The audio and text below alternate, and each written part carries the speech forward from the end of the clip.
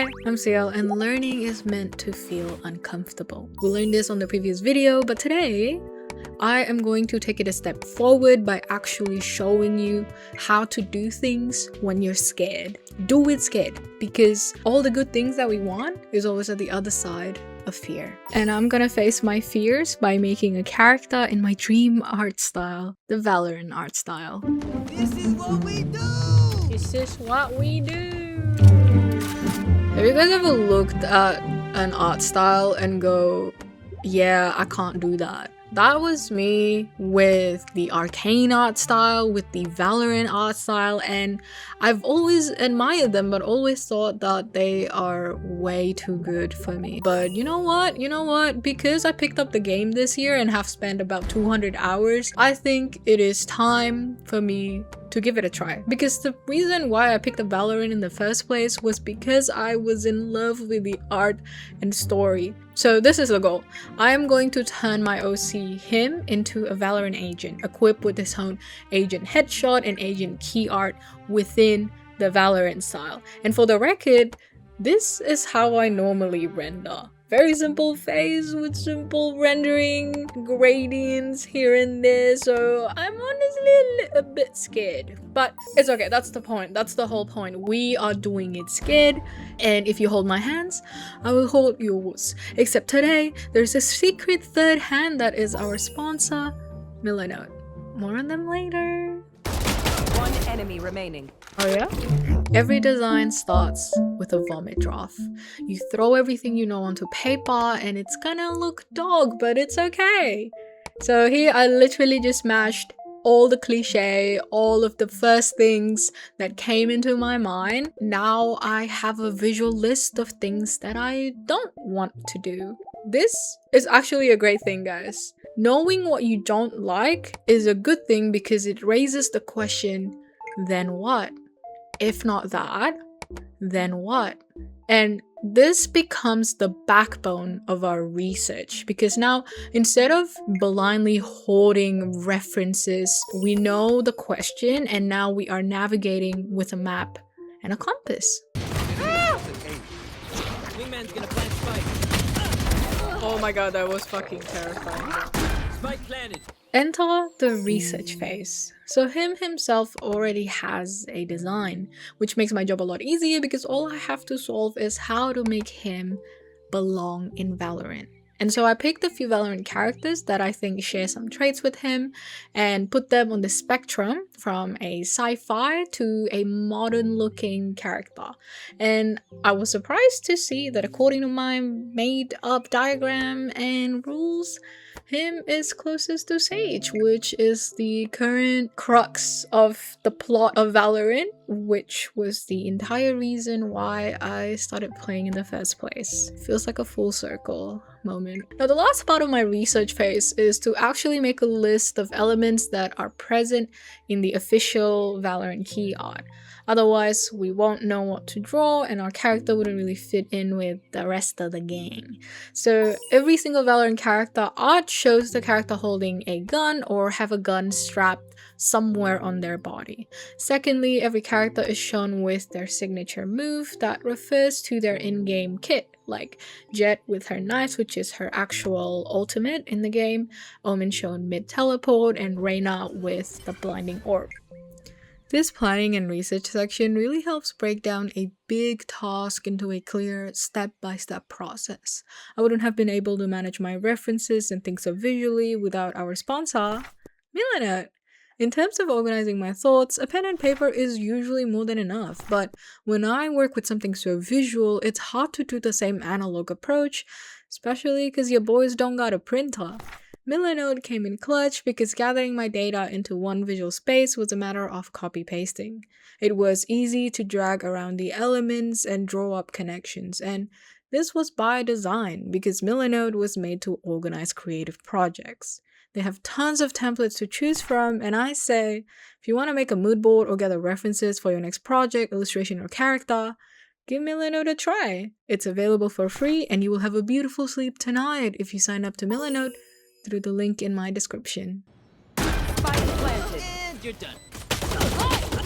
Oh my god, don't look at that, don't look at that, don't look at that. Alright, time to start cooking. So I came up with a couple iterations and then just pick it off of vibe. So I have the vague kind of design of the character. I was planning for this pose to be the final pose as well, but after leaving the art to marinate for a few days, I realized actually let's remake that.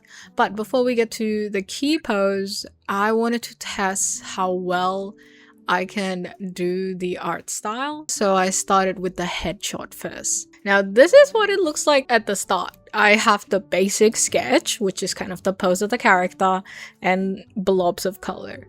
Let me pause this for a second and just say and acknowledge that this is the scariest phase of painting, especially when you're a beginner. I would say I'm able to do this because I have done this for over 100 times, and it's like falling and catching yourself over and over again until you're like, okay, I know the process. And you might be like, you must be cheating somewhere, right? Because like this is your dream style, and how did you, what do you mean you just tried and then it worked out? Where's the moral of the story? Well, the moral of the story is actually, like, I would say 3 months ago, I was unknowingly already trying my dream art style. Like, if you go back to my live streams, actually, I was streaming this. I was doing photo studies and I was like having a vibe with lasso tool and coloring with it. So like there will be times where we have a very big goal, whether it's art goal or a goal in life, and it feels like too big of a leap to go straight towards that big dream. You can start small. You can start with the adjacent thing, like me starting with a photo study and just making objects, because the main biggest goal and dream for me is to be able to make a full painting, character, background, everything with that high level of render. But I start small, and you know what, dear viewer, you're next. Whatever goal you have, start to make a step towards it. You're gonna be the one surprised by, wow, I achieved it. You're gonna be next. Wingman's gonna plant spike. Okay guys, can I be real for a second? Is this a safe space? This is a safe space, right? This is like near the end of the video. Most people clicked out already. So for you guys who are excited to see the final key art, maybe, I gotta say I'm sorry I don't have it for you guys, because I took a couple weeks of break between, you know, when I did the face and did the beginning of the key art, and when I returned to it a couple weeks later, I realized I don't vibe with it anymore after I talked about vibe the entire time. And I feel like I'm kind of out of the painting headspace right now, so try as I want to kind of bring it back, I'm gonna be honest, I can't do it, because this takes a lot of mental energy and you have to kind of be in that headspace of translating shapes and thinking about color and light, and I'm just not there right now. My brain's on script writing and essay writing and reading, so yeah guys, I don't have it. I don't have the finished one. It's, you have the work in progress, and we have to sit there with it. That's gonna be the final one for the video. And I'm sorry if it disappoints anyone, but I decide to include this part anyway and be real with you guys that yeah, I just can't finish it anymore. And I want to show that this is also part of the creative process. Like, just because we set out to do something doesn't mean that we're gonna succeed in the end, or we're gonna be able to have a neatly tied bow ending just if we push through anyway. That's actually how a lot of people end up with burnout, and I am famously have a pretty good relationship with art. That's because I give up. When I don't feel like doing something, I just give up. I really don't have any ego to maintain, to be like, oh, I'm gonna, you know, disappoint myself, disappoint everyone else for not finishing it. I honestly don't really care. Like, I can move on, is what I'm saying. Because the time that I spend ruminating and like kind of being in this sludge of trying to finish something just because I have to, it's taking the time out of what I could enjoy doing right now, which is always what I prioritize. So if something doesn't work out, or for some reason I'm like, I've moved on from a piece and I don't feel like working on it anymore, move on. It's okay. Leave it behind. You can pick up a new thing, you can start a new thing, and that is alright. This is a moral of the story that I wasn't expecting to kind of share in this video, but this is what happens. So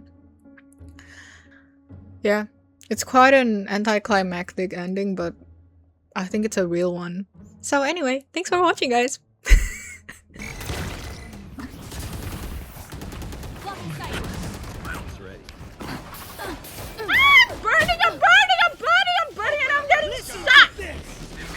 Oh my god, and I'm dead. Remaining. Ace. How did it? What is that?